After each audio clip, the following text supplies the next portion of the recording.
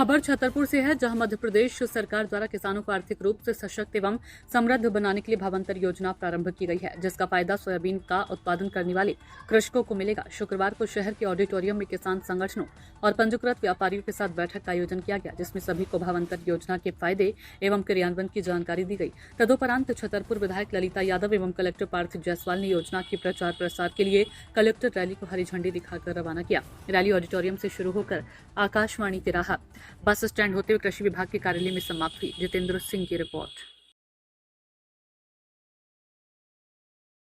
इस प्रकार का प्रोग्राम है, इसका उद्देश्य क्या है, किसानों को क्या लाभ होगा? आज भावांतर योजना जो एक मध्य प्रदेश शासन की बहुत ही महत्वाकांक्षी योजना है, जिसके तहत जितने भी सोयाबीन के हमारे कृषक हैं, जो लोग मंडी में सोयाबीन का बिक्री करते हैं, समर्थन मूल्य और जो मंडी का मूल्य है उसका जो बीच का डिफरेंस होगा, उस डिफरेंस की राशि भावांतर योजना में सहायता राशि के तौर पे किसानों को अंतरित करी जाएगी।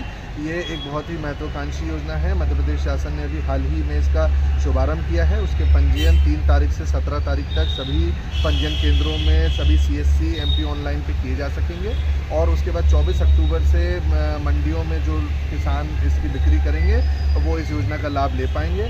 आज उसी के शुभारंभ के लिए एक प्रोग्राम, जिला स्तरीय प्रोग्राम आयोजित किया गया है, जिसमें हमारे विभिन्न किसान संघ के पदाधिकारीगण, जो मंडी के हमारे अधिकारीगण हैं, मंडी के व्यापारी और अन्य जिले के गणमान्य जनप्रतिनिधिगण सभी लोग उपस्थित हैं। उसी तारतम्य में एक ट्रैक्टर रैली और बाइक रैली का आयोजन किया गया है। सभी किसानों से यही अपील है कि अधिक से अधिक किसान अपना पंजीयन कराएं अगले 15 दिनों में और फिर इस योजना का लाभ।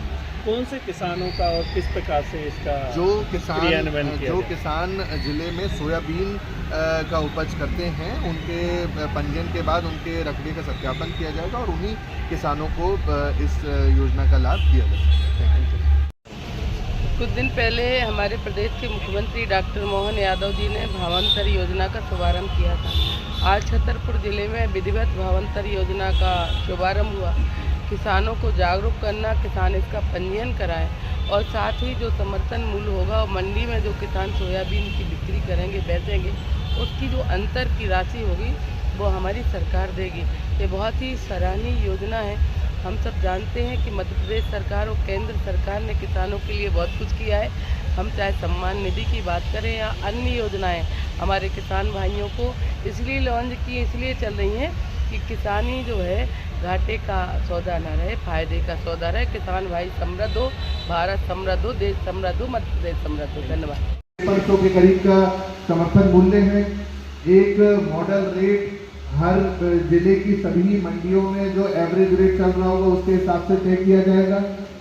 मॉडल रेट से अगर नीचे पे खरीदी हो रही है तो जितना मॉडल रेट और समर्थन मूल्य का डिफरेंस होगा उतनी भावांतर की राशि किसान के खाते में अंतरित की जाएगी।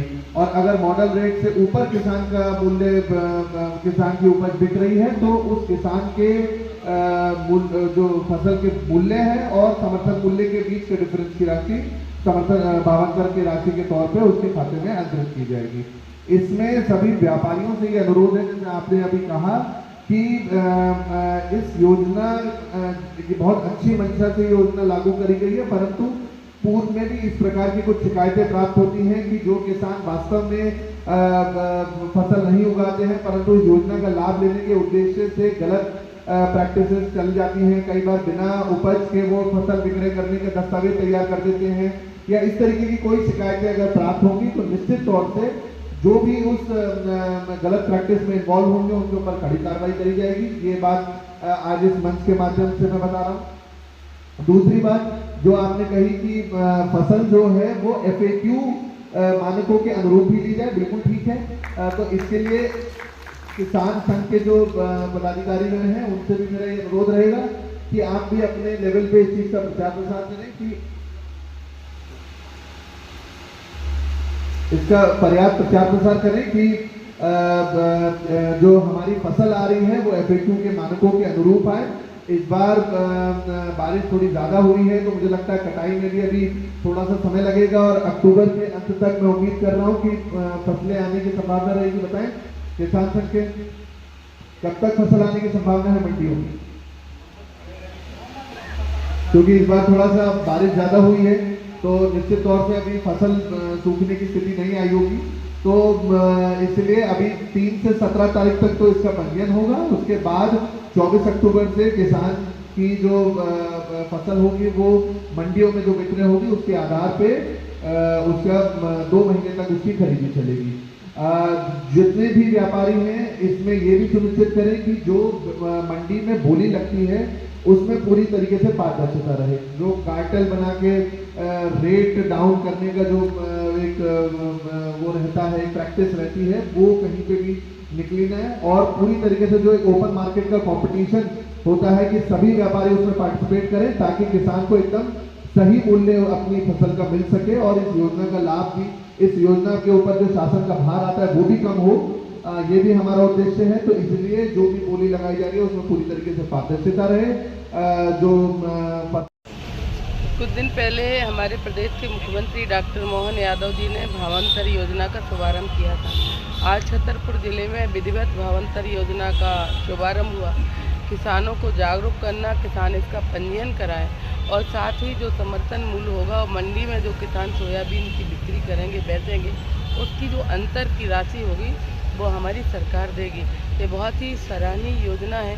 हम सब जानते हैं कि मध्य प्रदेश सरकार और केंद्र सरकार ने किसानों के लिए बहुत कुछ किया है। हम चाहे सम्मान निधि की बात करें या अन्य योजनाएं हमारे किसान भाइयों को इसलिए लॉन्च की, इसलिए चल रही हैं कि किसानी जो है घाटे का सौदा न रहे, फायदे का सौदा रहे। किसान भाई समृद्ध हो, भारत समृद्ध हो, देश समृद्ध हो, मध्य प्रदेश समृद्ध हो। धन्यवाद।